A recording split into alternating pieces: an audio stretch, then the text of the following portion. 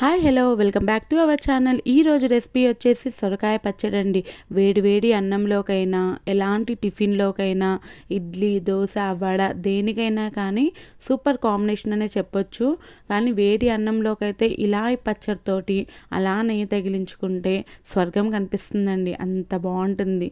దానికోసం అయితే ముందుగా కడాయి పెట్టుకొని అందులో ఒక టేబుల్ స్పూన్ ఆయిల్ వేసుకొని, అందులో ఒక టేబుల్ స్పూన్ పల్లీలు, ఒక 5-6 పచ్చిమిర్చిని ఇలా తునకలు చేసి వేసుకోవాలి. అందులోనే ఒక టేబుల్ స్పూన్ జీలకర్ర, ఒక టేబుల్ స్పూన్ ధనియాలు కూడా వేసుకొని మంచిగా ఫ్రై చేసేసుకోవాలి. ఇలా గోల్డ్ కలర్ వచ్చిన తర్వాత తీసి పక్కన పెట్టుకోవాలి.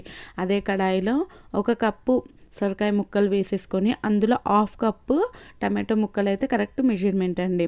ఇలా మొత్తం కలిపేసుకొని అందులో మన రుచికి తగ్గట్టు సాల్ట్ కూడా యాడ్ చేసేసుకొని మొత్తం కలిపేసుకున్నాక మూత పెట్టేసి మగ్గించుకోవాలన్నమాట. మూత పెట్టేసి మగ్గించుకున్న తర్వాత సిమ్లోనే మగ్గించుకోవాలి. ఇలా చూడండి, మొత్తం దగ్గర పడిపోయింది కదా. ఇలా దగ్గర పడ్డప్పుడు చింతపండు మన పులుపుకి ఎంత సరిపోతుందో అంత చింతపండు, వెల్లుల్లి రెమ్మలు కూడా వేసేసుకొని మొత్తం ఒకసారి ఇలా కలిపేసుకొని మూత పెట్టేసుకొని చింతపండు మొత్తం మగ్గేంత వరకు ఉంచుకోవాలి. ఆ తర్వాత ఇలా చింతపండు మొత్తం మగ్గిపోయిన తర్వాత మొత్తం చల్లార్చుకోవాలండి. ఆ తర్వాత మిక్సీ జార్లో ముందుగా వేసుకున్న పచ్చిమిర్చిని కోర్స్గా బ్లెండ్ చేసుకున్నాక ఆ తర్వాత ఈ సొరకాయ ముక్కల్ని మొత్తం కూడా వేసేసుకోవాలి. వేసేసుకున్న తర్వాత మొత్తం మనం ఫైన్ పేస్ట్గా మొత్తం గ్రైండ్ చేసి పక్కన పెట్టుకోవాలన్నమాట. ఆ తర్వాత అదే కడాయిలో కొద్దిగా ఆయిల్ వేసుకొని అందులో ఆవాలు, జీలకర్ర, నెక్స్ట్ శనగపప్పు, కావాలంటే మినపప్పు కూడా వేసుకోవచ్చు.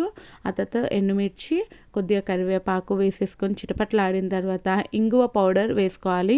ఇంగువ పౌడర్ ఇక్కడ నాకు చాలా ఇష్టం అండి పోపుల్లో వేస్తే, అందుకని వేస్తున్నాను. మీకు నచ్చకపోతే స్కిప్ చేసేసుకోవచ్చు. ఇలా వేసేసుకున్న తర్వాత మనం ఇందాక పేస్ట్ చేసి పెట్టుకున్నాం కదా, ఆ పచ్చడిని ఇందులో వేసేసుకొని మొత్తం ఆయిల్ అంతా కూడా ఆ పచ్చడికి మొత్తం అబ్జర్వ్ చేసేలాగా మొత్తం కలిపేసుకోవాలన్నమాట. ఇలా మొత్తం కలిపేసుకున్నాక మొత్తం ఆయిల్ కూడా మొత్తం అబ్జర్వ్ చేసుకుంటే టేస్ట్ అనేది కూడా బాగా వస్తుందండి. ఇలా టేస్ట్ బాగా రావాలంటే మంచిగా ఆయిల్లో ఫ్రై చేసేసుకోవాలి. లాస్ట్లో కొద్దిగా కొత్తిమీర చల్లుకుంటే అంతే అండి, చాలా సింపుల్గా ఉండే సొరకాయ పచ్చడి రెడీ అయిపోతుంది. వేడి వేడి అన్నంలోకి అయితే సూపర్ అంటే సూపర్ కాంబినేషన్ అండి.